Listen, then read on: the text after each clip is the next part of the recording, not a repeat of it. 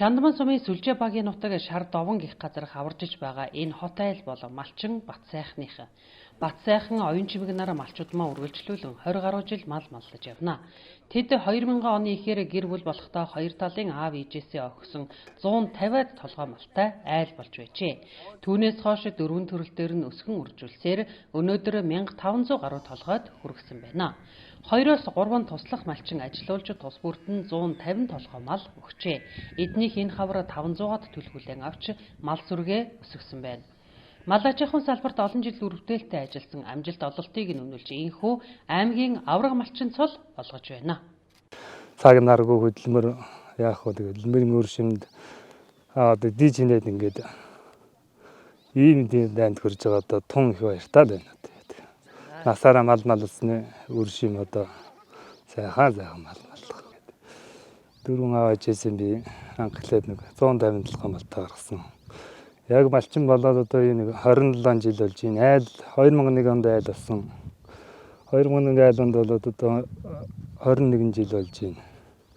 Энэ хугацаанд одоо мал манай ань үр хөөгд ижлээ мэн одоо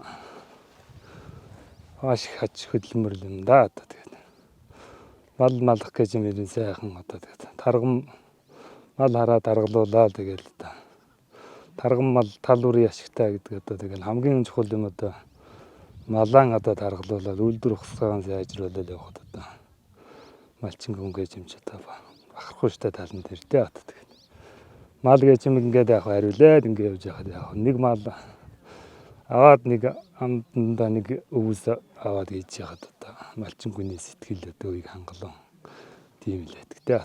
Манайх одоо 2001 онд айл болсон 4 хүүхэдтэй.